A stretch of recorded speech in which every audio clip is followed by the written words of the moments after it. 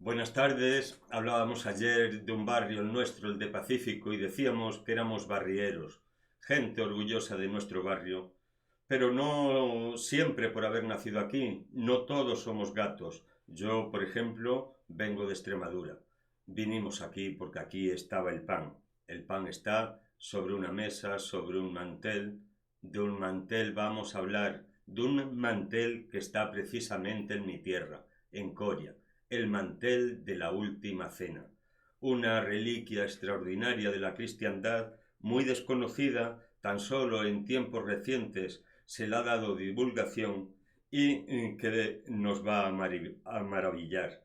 Yo llego a esta reliquia como la figura del pastor asombrado de los belenes franceses y sicilianos. Hay en estos belenes una figura de pastorcillo ante el portal con los brazos extendidos y es el que refiere una leyenda que cuenta, es la figura del pastor asombrado, maravillado. Cuenta que era un pastor que llegaba sin nada que ofrecer. Se puso el primero a adorar, llegaron los otros pastores y le trataron de ladear.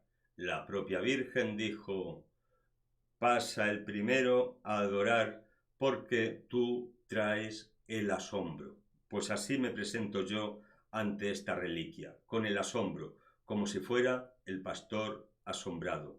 No traigo nada de sabiduría, solo me maravillo de poder estar contemplando la pieza que sirvió de mantel en la mesa baja de la última cena. Dicho esto, vamos a comenzar a tratar cómo llega esta reliquia a mi tierra. El cristianismo lusitano seguramente sea de los más antiguos de la península. A Extremadura llegue probablemente a través de África por el paso de Cartago. Hay una carta del siglo III del obispo de Cartago, Cipriano, dirigiéndose ya a la comunidad de Mérida Augusta, de Mérida. El cristianismo arraiga allí, tiene allí sus propios santuarios. Sin embargo, en la época de dominación musulmana desaparece por completo y no es sino hasta la conquista en 1142 de Coria por Alfonso VII, el emperador, cuando se establece en la Extremadura un asentamiento estable de la corona leonesa castellana. Se abre desde allí la expansión hacia el sur.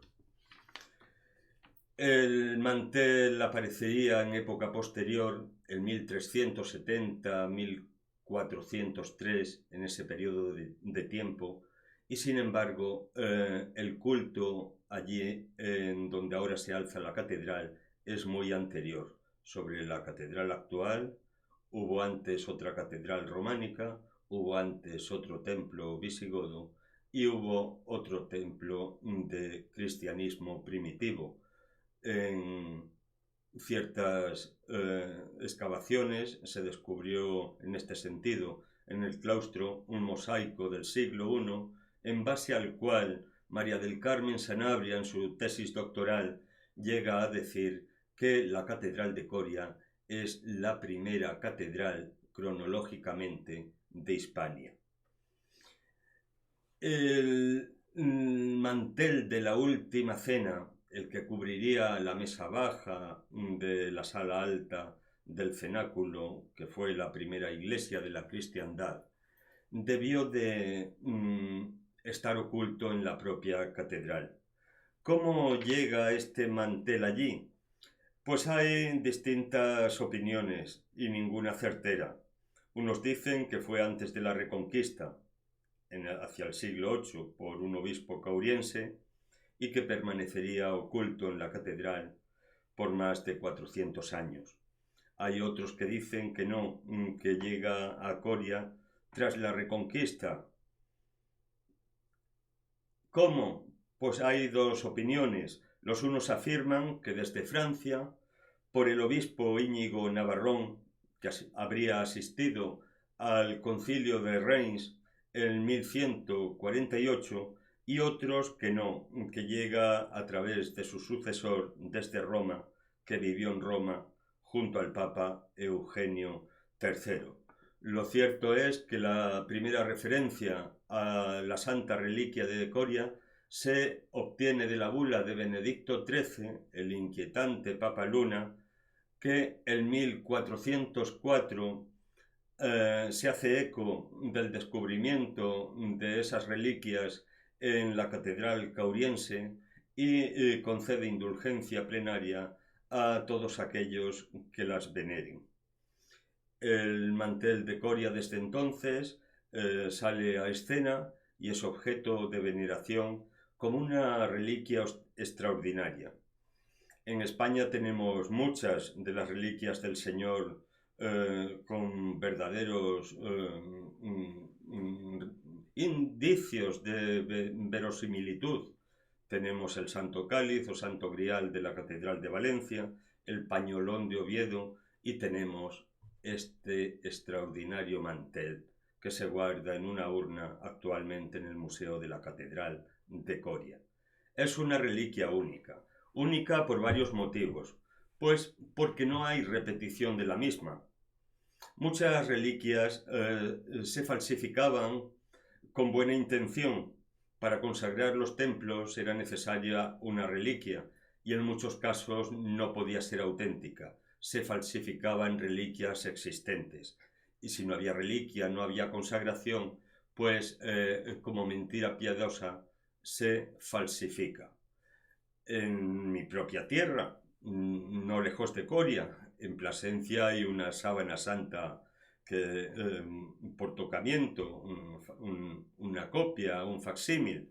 Otra la hay todavía en Guadalupe, aunque guardada. Una vez que estuve yo con unos miembros de la parroquia allí en Guadalupe, les llevé a visitarlo, me atreví a preguntarle a la guía del relicario si se conservaba realmente todavía la sábana santa que yo había leído en algún libro, en alguna crónica antigua, que era maravilla del santuario de Guadalupe. Y me dijo que sí, pero que se había retirado de su exposición al público, pero que existía todavía en el propio monasterio. Pues bien, esta reliquia del Santo Mantel es una reliquia única. No existe otro santo mantel nada más que el de Coria. Existen dos pequeños trocitos, uno en Viena y otro en las cercanías de Colonia, en Gladbach, y hay un minúsculo trozo en Monforte de Lemos que fue regalo de Felipe II. Probablemente proceden todos de la pieza extremeña. Es una pieza que se custodia actualmente en un arca labrada de plata, no de plata mexicana, como alguien ha dicho, porque la regalara un obispo que se consagró en México. Es una pieza de plata hecha en Madrid y por un orfebre madrileño. La plata tiene tres marcas, la de ciudad, la de contraste y la del propio platero. Pues bien, la de ciudad es una M, pues qué mejor si el obispo ha sido consagrado en México y tiene una M como marca de ciudad, México. Pues no, es Madrid. A la M la acompaña una A. Y por la marca del platero se sabe que es Rafael González Sobera, un platero madrileño.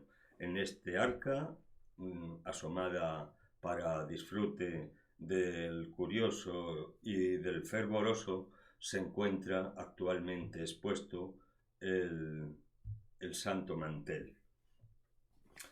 Es un mantel que desde que se expuso a la veneración del público ya empezó a gozar de fama de milagroso.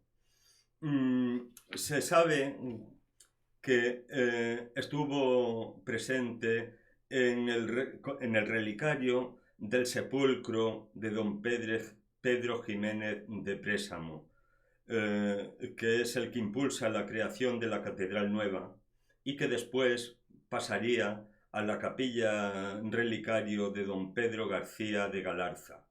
Este, en su testamento, deja una suma para que se celebren misas de sacramento todos los primeros jueves de mes, en honor del mantel.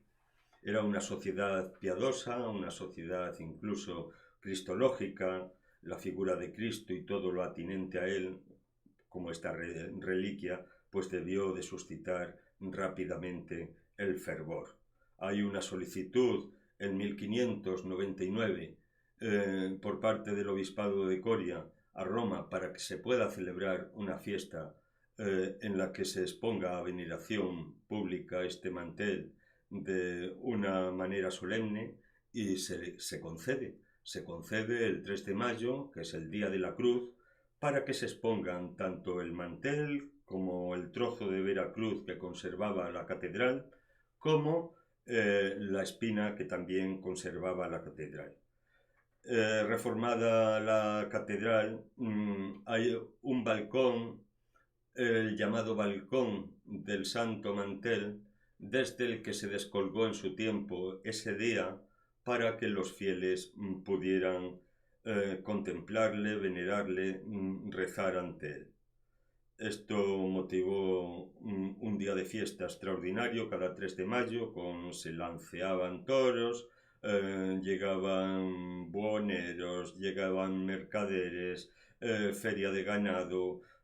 Era un gran acontecimiento que arrastraba peregrinos de toda la zona e incluso del vecino Portugal.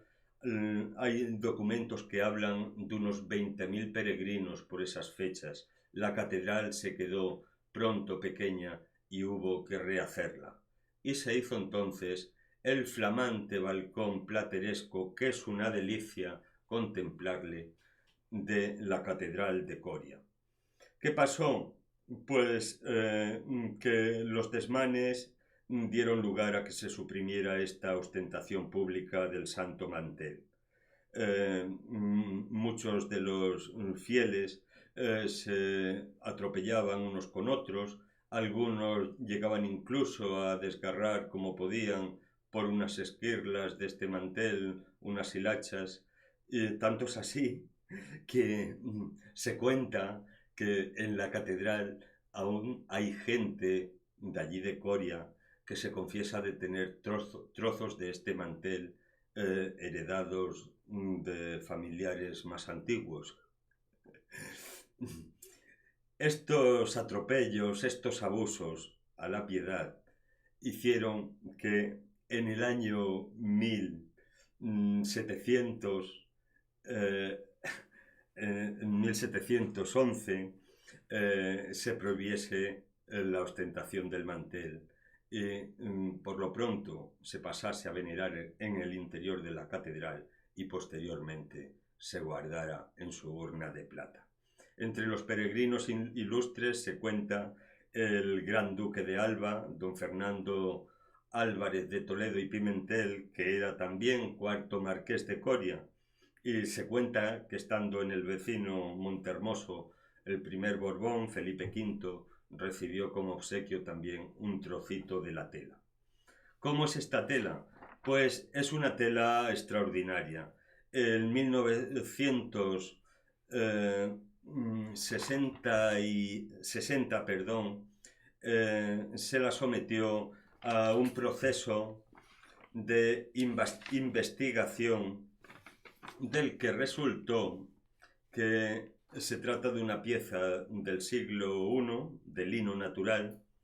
Se constató por un análisis del polen, del material de polen que se encontraba en él. Es una pieza del siglo I, adornada, como vemos, con unas cenefas de color índigo, que resultaron muy ilustrativas. ¿Por qué? Pues porque el color índigo era un color muy utilizado en Oriente. Índigo, como su palabra dice, procede de la India, y especialmente apreciado por el pueblo judío. ¿Quién no recuerda los talim de los judíos con las cenefas y las listas de color azul índigo? La propia bandera del Estado de Israel está decorada en color azul índigo. Pues bien, esto es muy ilustrativo, además muy sugerente, porque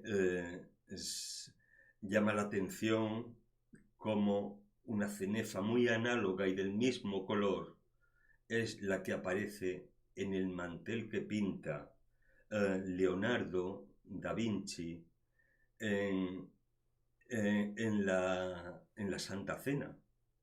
Es muy parecida, en color azul, en una de las esquinas del mantel se puede ver exactamente. Llama la atención esta coincidencia y es inquietante, cuando menos.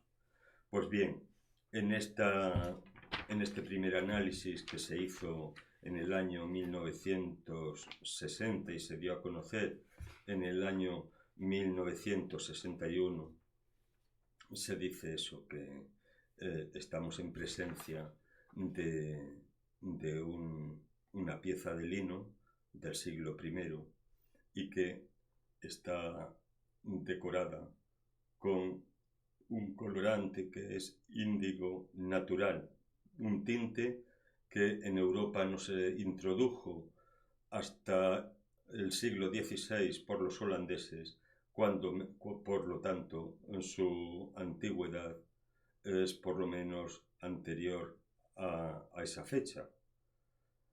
En 1206 hay otro hito en la investigación de esta solemne reliquia. Investigadores sindonólogos de Colorado, con John Jackson a la cabeza. ¿Quién es John Jackson? Pues es uno de los sindonólogos que en el año 1978 pudo tratar la Sábana Santa. Y lo hace porque él tiene la intuición de que el mantel de el mantel de Coria y la Sábana Santa tienen alguna relación. Por lo pronto, las medidas de ambos son análogas. Estamos hablando, en el caso de la Sábana Santa, de 4,37 m por 1,11 m. En el caso del mantel de Coria hablamos de 4,32 m por 90 centímetros. Es una dimensión muy parecida, prácticamente igual, que llama la atención y que le hace preguntarse a John Jackson si no sería el doble mantel de la mesa baja de la Última Cena. ¿Por qué? Pues porque los semitas usaban dos manteles en las fiestas solemnes, entre ellas la Pascua, claro está, una para cubrir la mesa y colocar los alimentos encima, y otra para protegerlos de impurezas, pues eso, de insectos, de arenas, de polvo. Era preceptivo. En la Iglesia incluso también fue preceptivo durante un cierto tiempo el uso de varios manteles. En algún caso eran 3 y luego se pensó en 2. Era preceptivo que hubiera 2 manteles en el altar. Tanto es así que San Ligorio decía que si no se usaban 2 manteles o uno doblado, estábamos ante una falta venial. No grave, pero sí venial. La razón de ser de la Iglesia era por si se derramaba la santa sangre de Cristo, pues que se pudiera absorber con el mantel de abajo. Aquí, en la Última Cena, se usaron 2 manteles como en todas las mesas donde se celebraba la Pascua. Entiende John Jackson, el experto que en 1978 fue llamado, entre otros, a analizar la Sábana Santa y que estudiaría luego la tela esta de Coria con equipamientos cedidos por la propia NASA. Entiende él que se debieron utilizar 2 manteles y uno de ellos, de esos 2 manteles, fue el que se usara para amortajar a Cristo. ¿Por qué? Pues por la propia precipitación del momento. Apenas mediaban 3 horas entre la hora de nona, cuando muere el Señor, y la hora en que entra en vigor el Sabbat. En ese primer momento, lo más ocurrido será coger lo que se tiene a mano, entre otras cosas, el mantel que se había utilizado para cenar. Utilizado el de la sábana santa, es el otro que quedó y que llegaría a Coria. Hemos dicho que era de lino puro, también es de lino puro el tejido de la sábana santa, y coincidencia también es la propia trama de la tela.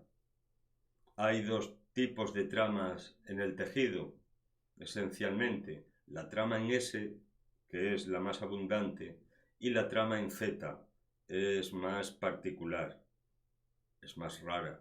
Pues bien, tanto la tela de la sábana santa como la tela del santo mantel de Coria tienen la trama Z. Y poseen también, ya lo hemos dicho, las mismas dimensiones y poseen la misma cronología. El examen del polen del santo mantel determina que se trata de una pieza del siglo I. Es una pieza que ha sufrido los avatares de la historia, está muy deteriorada, incluso por haberla lavado, por haberse utilizado para el culto en alguna época, está erosionada de frotarla, está rota de los desmanes por parte de los fieles, tal era el fervor que herían a una reliquia y le faltan trozos. Y están también muy laxa, por lo que ha de ser objeto de un cuidado muy exquisito. Hemos de decir también que hay una excelente novela de la que se puede sacar datos por lo menos interesantes del ambiente en que se movió la reliquia, del recorrido que hizo de uno de los grandes de la narrativa histórica, Jesús Sánchez Adalid, en El alma de la ciudad. Este mantel es una reliquia de la cristiandad. Tenemos que hacer un acto de fe, como siempre que nos encontramos ante alguna reliquia, pero hay que acercarse a verle a Coria, merece la pena. La ciudad es una ciudad pequeñita pero muy bella, con su castillo, su catedral plateresca, en plena Ruta de la Plata. Por la Ruta de la Plata no solo circuló la plata, luego después circularía el plateresco. Estas ciudades del norte de Cáceres, tanto Plasencia como Coria, ha ejercido siempre sobre ella una ascendencia notable la ciudad de Salamanca. Es la joya plateresca que es Salamanca, no podía dejar de vislumbrar también en estas tierras.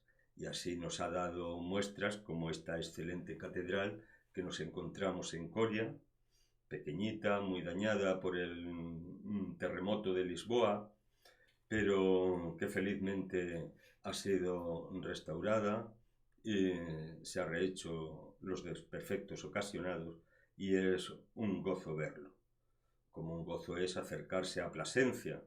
Plasencia es la capital del norte de Extremadura, del Cáceres afrutado.